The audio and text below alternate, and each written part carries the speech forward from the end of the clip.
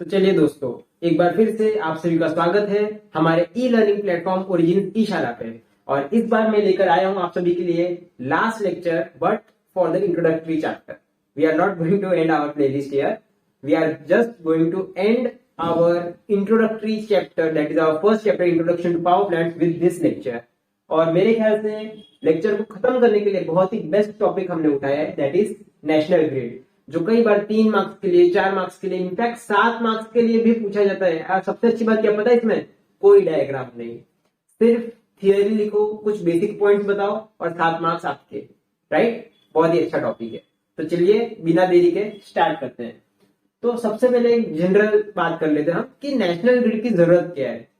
तो last lecture में यानी लेक्चर नंबर 6 में हमने देखा था कि कोई भी पावर प्लांट जब जनरेटर से स्विच यार्ड तक आता है पावर, तो उसको एक डिस्ट्रीब्यूशन लाइन में पहुंचाया जाता है। अब इंटरेस्टिंग बात यह है कि इंडिया में अलग अलग रीजन में कई सारे अलग अलग पावर प्लांट्स हैं और ऑब्वियसली ये सारे पावर प्लांट्स का लोकेशन जहां पर पावर चाहिए यानी लोड सेंटर यानी रेजिडेंशियल एरिया वहां से दूर है।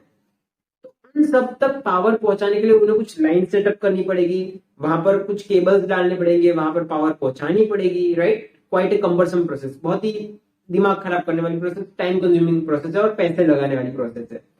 तो पावर प्लांट्स इंडिविजुअली ये करेंगे अपने खुद के पावर प्लांट के लिए, हर एक पावर प्लांट के लिए अलग अलग रेजिडेंशियल एरिया के लिए, तो महंगा पड़ेगा पहली बात। और ऑब्वियसली अगर कोई रीजन ऐसा है जो 2 पावर प्लांट से इक्वल डिस्टेंस पर है और दोनों ही पावर प्लांट वहां पर ट्रांसमिशन लाइन डाल दे, तो वहां पर जरूरत नहीं, फिर भी डबल ट्रांसमिशन लाइन आ गई, तो ये एक्स्ट्रा रिडंडेंट हो गई, तो एक का लॉस जाएगा, एक का भले प्रॉफिट हो या फिर दूसरे का लॉस और पहले का प्रॉफिट। तो ये सब कंफ्यूजन ना हो, ये सब प्रॉब्लम्स ना हो, उसके लिए एक सिंपल सोल्यूशन निकाला। क्या कि पावर प्लांट्स का काम स्विच यार्ड पर आकर खत्म, यानी उन्होंने इलेक्ट्रिकल एनर्जी बनाई, उसे स्टेप अप किया, स्विच यार्ड के डिस्ट्रीब्यूशन लाइंस पे जोड़ दिया। अब पूरे देश के अलग अलग पावर प्लांट से जो भी पावर है उससे इक्वली हर तरफ पहुंचाने का काम एक चीज करती है, दैट इज नेशनल ग्रिड। तो वेरी इंटरेस्टिंग टॉपिक, राइट। तो अब हम इसे डिटेल में समझे उससे पहले कुछ छोटी डेफिनेशन लिख देते हैं जो आपके आंसर में होनी चाहिए, और उसे पढ़कर आपको थोड़ा और आइडिया लगेगा कि what is exactly this grid that we are talking about. So let's get on with it. चलिए, तो ये रही वो डेफिनेशन जिसके बारे में बात कर रहा था। तो सबसे पहले कि ग्रिड क्या है, तो बेसिकली ग्रिड वो ट्रांसमिशन सिस्टम है जो एक लोकेशन पे या फिर अलग अलग लोकेशन पे जो हमारे पावर स्टेशन है, उन सभी पावर स्टेशन से पावर कलेक्ट करती है और उन्हें अलग अलग लोकेशन पर जो लोड सेंटर है यानी जहां पर आपके लोड की या फिर जो आप पावर प्रोड्यूस की उसकी जरूरत है, जैसे कि रेजिडेंशियल एरियाज हो गए, इंडस्ट्रियल एरियाज हो गए, वहां पर पहुंचाती है। तो बेसिकली ग्रिड यानी कुछ नहीं, एक ऐसा ट्रांसमिशन सिस्टम जो कई सारे पावर प्लांट्स को और कई सारे रेजिडेंशियल और इंडस्ट्रियल एरियाज यानी जहां पर पावर की रिक्वायरमेंट है उन्हें इंटरकनेक्ट करता है, दैट इज अ ग्रिड। अब ग्रिड की बात करें तो हमारा टॉपिक तो नेशनल ग्रिड है, but national grid itself is made of multiple small grids. तो let's see what are these small grids. तो सबसे पहले आती है स्टेट ग्रिड, यानी कि एक पर्टिकुलर स्टेट में रहे हुए अलग अलग पावर प्लांट्स को इंटरकनेक्ट करती है, दैट इज स्टेट ग्रिड। जैसे कि गुजरात की बात करें तो गुजरात में है गुजरात एनर्जी बोर्ड या फिर गुजरात इलेक्ट्रिसिटी बोर्ड। वो गुजरात में रहे हुए अलग अलग पावर प्लांट जैसे काकरा पार, कच्छ लिग्नाइट प्लांट या फिर उकाई डैम, सरदार सरोवर डैम, इन सारे डैम्स को इंटरकनेक्ट करता है, उनकी पावर को कलेक्ट करके कॉमनली डिस्ट्रीब्यूट करता है। अब स्टेट लेवल के बाद मल्टीपल स्टेट्स यानी एक रीजन में रही हुई 4-5 स्टेट्स को इंटरकनेक्ट करता हुआ grid, that is regional grid. यानी 4-5 एक एरिया में, यानी नॉर्दर्न एरिया हो गया या वेस्टर्न एरिया, साउदर्न एरिया, ऐसा कुछ एरिया हो गया या सेंट्रल एरिया होगा, तो वहां पर जो कॉमन स्टेट्स है उनके बीच में पावर शेयरिंग का जो काम करती है दैट इज रीजनल ग्रिड। जैसे कि नॉर्दर्न रीजन की ग्रिड हो गई, नॉर्थ ईस्टर्न की हो गई, सेंट्रल की हो गई, सदर्न की हो गई, वेस्ट। और लास्ट आता है बिग बॉस यानी नेशनल ग्रिड। तो नेशनल ग्रिड क्या है, सिंपल आप समझ गए कि ग्रिड क्या है, स्टेट ग्रिड क्या है, रीजनल ग्रिड क्या है। तो ऑब्वियसली नेशनल ग्रिड क्या है कि आपके नेशन में या फिर कंट्री में रहे हुए सारे स्टेट्स के पावर प्लांट्स को इंटरकनेक्ट करे और उनकी पावर को डिस्ट्रीब्यूट करें एज पर requirement, that is your national grid. Quite simple right. But still just a bit of interesting fact कि गुजरात लेवल पे गुजरात एनर्जी बोर्ड और जो हमारे इंडिया की नेशनल ग्रिड है दैट इज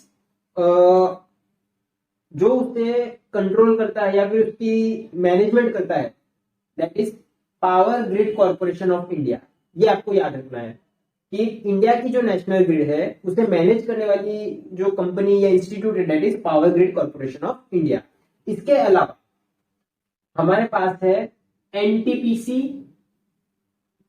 जो इंडिया की सबसे मेन थर्मल पावर प्लांट को कनेक्ट करने वाली एक ऑर्गेनाइजेशन है that stands for national thermal power corporation of India obviously. तो एनटीपीसी आपको याद रहना चाहिए फुल फॉर्म, और पीजीसीआई यानी power grid corporation of India, इसका नाम आपको याद रहना चाहिए for examination and viva purpose of course. Viva में अगर नेशनल ग्रिड की बात निकलती है तो ये डेफिनेटली पूछते हैं कि एनटीपीसी क्या है, जीईबी क्या है और नेशनल ग्रिड को मैनेज कौन करता है. ये क्वेश्चन पहले पूछे जाते हैं जब नेशनल ग्रिड का टॉपिक निकलता है. So I think you should remember this very well. With that said, let's see what are the problems that need to be covered for this.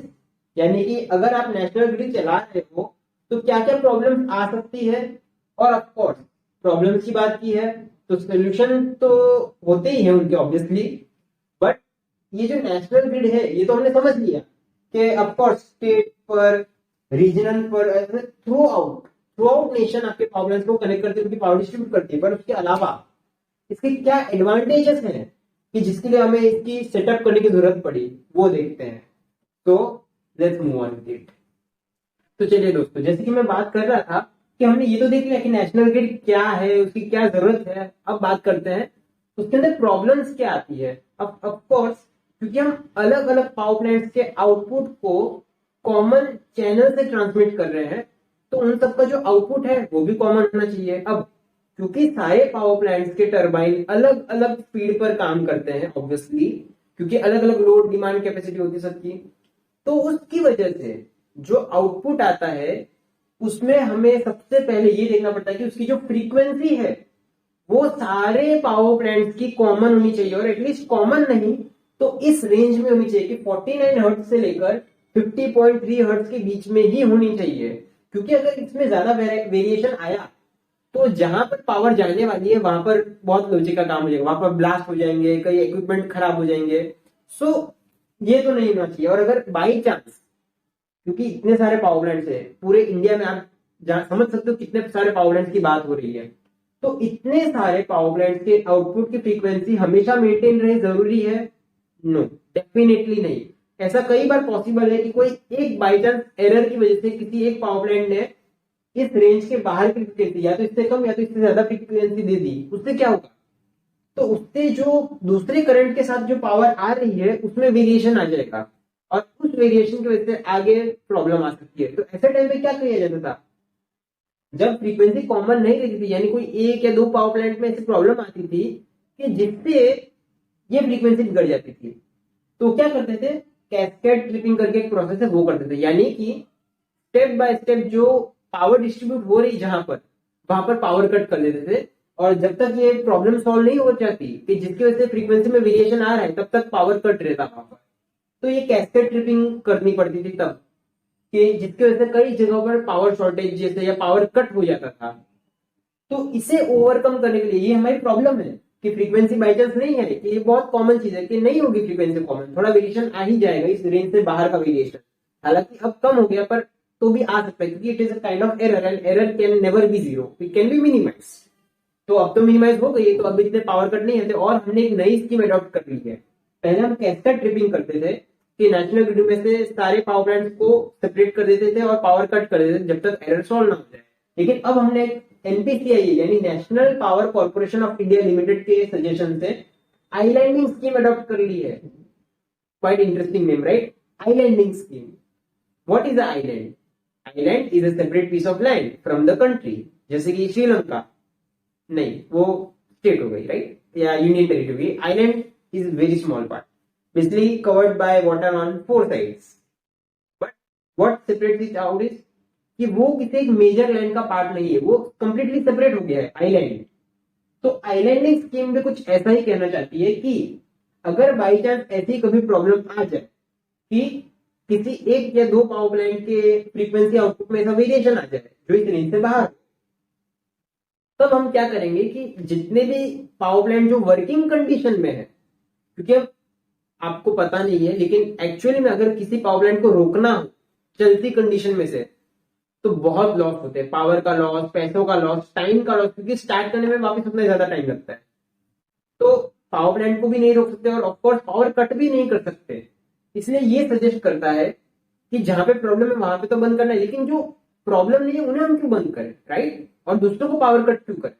तो ये सजेस्ट करता है आइलैंडिंग स्कीम कि अगर बाई चांस ऐसी प्रॉब्लम आती है कि किसी पावर प्लांट का फ्रीक्वेंसी में वेरिएशन आ गया, तो सारे power plant as a separate unit work करेंगे और उनके खुद के डिस्ट्रीब्यूशन चैनल से डायरेक्टली पावर सप्लाई करेंगे फॉर टाइम बीइंग। यानी कि अगर बाई चांस ऐसी कोई प्रॉब्लम आ गई तो जो पावर प्लांट में प्रॉब्लम वो तो बंद हो जाएगा और प्रॉब्लम को सॉल्व करेगा, और बाकी के पावर प्लांट जो कनेक्टेड है ग्रिड में, अब वो सेपरेट हो जाएंगे, नहीं टेम्पररी वो ग्रिड में कनेक्शन ना देकर उनका जो खुद का लोकल जो कनेक्शन है पावर सप्लाई का वहां पर कनेक्शन देंगे फॉर जब तक वो प्रॉब्लम सॉल्व ना हो जाए। तो इससे क्या हुआ, इससे पहली बात कि जो बाकी के पावर प्लांट इफेक्ट हो रहे थे वो इफेक्ट नहीं हुए, वो चलती कंडीशन में रह गए। और दूसरी बात कि जो पावर कट हर जगह करनी पड़ती थी अब वो सिर्फ लिमिटेड जगह, यानी जहां का पावर प्लांट बिगड़ा है अब अप्रोक्सीमेट उसी एरिया में या फिर जो दूर के एरिया है जहां पर दूसरे पावर प्लांट से एनर्जी आ रही थी वहां पर पावर कट होगी। बाकी जो पावर प्लांट के पहले से पास में एरिया थे, यानी कुछ किलोमीटर दूर या जहां पे ऑलरेडी पावर प्लांट पहुंचा सकता था पावर, वहां पर वो प्रॉब्लम नहीं आएगी। तो this is what islanding scheme is all about, right? अब ये तो प्रॉब्लम और सोल्यूशन होगा। अब इसके एडवांटेज क्या है, बेसिक एडवांटेज जो 2 मार्क्स के लिए पूछे जाते हैं जीटीयू में कि नेशनल ग्रिड के बेसिक एडवांटेजेस, मतलब वो 2 मार्क्स। तो बहुत सिंपल एडवांटेज है। पहला, क्योंकि नेशनल ग्रिड की वजह से पावर प्लांट को खुद का transmission line special long distance के लिए सेटअप नहीं करना पड़ता। तो जो पावर प्लांट में जनरेट हो रही है उसको डिस्ट्रीब्यूट और ट्रांसमिट करने के जो कॉस्ट है लॉन्ग डिस्टेंस के लिए वो कम हो जाते हैं और प्रोसेस बहुत ही सिंपल हो जाती है। क्योंकि पास के कुछ किलोमीटर तक एरिया हो जहां पे नॉर्मल सिटी एरिया तक रीच करना है वहां पर वो कर सकते हैं सेटअप, लेकिन बहुत दूर गांव तक पहुंचाना हो दैट्स द कम्बरसम मैटर, वो प्रॉब्लमेटिक हो जाता है। तो वहां पे नेशनल ग्रिड हेल्प करती है पावर प्लांट्स को। नेक्स्ट, कि जो भी एनर्जी प्रोड्यूस हो रही पावर प्लांट्स में उसको इफेक्टिवली हम यूटिलाइज कर सकते हैं और ट्रांसमिट कर सकते हैं। अब ये कैसे, ये बहुत इंटरेस्टिंग बात है। अब मान लीजिए आपके पास एक पावर प्लांट है और एक लोकेशन है और दूसरी जगह भी एक पावर प्लांट और लोकेशन है। अब प्रॉब्लम ये है कि यहां पर जो लोकेशन है उसकी डिमांड है 500 मेगावाट्स की और पावर प्लांट है 650 मेगावाट्स का, और दूसरा लोकेशन इसका उल्टा, वहां पर 650 मेगावाट्स की डिमांड है लेकिन पावर प्लांट सिर्फ 500 मेगावाट्स का ही है। तो क्या हो सकता है, फर्स्ट केस में यहां पर डिमांड 500 मेगावाट्स की है और पावर प्लांट प्रोड्यूस 650 मेगावाट्स कर रहा है, राइट? तो 150 मेगावाट्स का क्या होगा, वो वेस्ट हो जाएंगे। और बाकी के जो दूसरा सिनेरियो है वहां पर 150 की शॉर्टेज रह जाएगी, राइट? क्योंकि डिमांड 650 लेकिन आ रही है सिर्फ 500। तो यहां पर 150 एक्स्ट्रा आ गए, वहां पर 150 शॉर्टेज हो गई। तो अगर ये दोनों कॉमन इंटरकनेक्टेड हो तो ऑब्वियसली यहां पर जो एक्स्ट्रा 150 है वो मैं वहां पर कैरी फॉरवर्ड कर सकता हूँ, ट्रांसफर कर सकता हूँ नेशनल ग्रिड की मदद से, right? So that's what this is about, effective utilization, यानी जहां पर जरूरत नहीं है वहां की एक्स्ट्रा पावर जहां पर जरूरत है वहां पे पहुंचा दो, क्वाइट सिंपल, राइट? और ऑब्वियसली इसकी मदद से अगर कहीं पर आपकी एक्स्ट्रा पावर भी आ रही है, जैसे मैंने कहा 150 मेगावाट वो सरप्लस एनर्जी है, तो अगर ऐसे एक्स्ट्रा सरप्लस एनर्जी बैटरी की कैपेसिटी से ऊपर जाने लगे तो पावर प्लांट को स्टॉप भी करना पड़ सकता है। तो स्टॉप करते हैं तो पावर प्लांट का यूटिलाइजेशन फैक्टर कम हो जाता है, यानी पूरे साल भर का एक होता है टर्म यूटिलाइजेशन फैक्टर की साल भर में कितने आवर्स है और उसके कंपेयर में आपने कितने आवर्स पावर प्लांट को रन किया, तो वो यूटिलाइजेशन फैक्टर होता है। वो जितना अच्छा हाई होगा उतने आपके पावर प्लांट की इकोनॉमिक कंडीशन अच्छी रहेगी। तो आप इस सरप्लस को बैलेंस करने की वजह से ये इसका बाय रिजल्ट है एडवांटेज, एक्चुअली ये जो थर्ड एडवांटेज है इसका रिजल्ट है कि आपके पावर प्लांट का यूटिलाइजेशन फैक्टर इंप्रूव हो जाएगा और आपको जो सरप्लस एनर्जी रखनी पड़ती थी पावर प्लांट के लिए वो कम हो जाएगी, क्योंकि सरप्लस की बात ही नहीं है, नेशनल ग्रिड में गई तो जहां पे जरूरत है वहां पे ऑलरेडी पहुंच गई। और लास्ट कि बहुत ही दूर दराज के लोकेशन पर जहां पर पावर प्लांट खुद अपने ट्रांसमिशन डिस्ट्रीब्यूशन चैनल सेटअप नहीं कर सकता, तो वहां पर हम ऑब्वियसली नेशनल ग्रिड की मदद से इजीली पहुंचा सकते हैं, क्योंकि कॉस्ट डिस्ट्रीब्यूट हो जाता है, राइट। और ये बहुत ही कॉमन बात है कि एक लोकेशन पे अगर नेशनल ग्रिड से कनेक्टेड है तो मल्टीपल पावर स्टेशन से जब जहां से पावर आ रही है वो कॉमन होके आ जाती है। ऐसा कोई फिक्स नहीं है कि यहाँ पर सिर्फ काकरापार के पास का एरिया तो काकरापार की ही पावर आएगी। That's not really how it goes. Actually national grid में जो कॉमन बंडल है एनर्जी का, जहां से कॉमन एनर्जी सबके साथ शेयर होती है, आती है और जाती है। दैट्स तो आई होप आपको लेक्चर पसंद आया हो, अच्छा लगा हो तो हमारे वीडियो को लाइक करें, अपने दोस्तों के साथ शेयर करें, हमारे चैनल ओरिजिन्स ईशाला को सब्सक्राइब करें और बेल आइकन को दबा दें ताकि जब भी हम कोई न्यू लेक्चर डालें आपको पता चल जाए। Thank you for watching this video. With this we are ending our first chapter, and from next lecture onward we will be moving on to our second chapter. Look forward to it. Thank you. When you want to get off that darkest ground, but gravity pulls you straight down. Earth from a bird's eye view. You should grow feathers and see this too.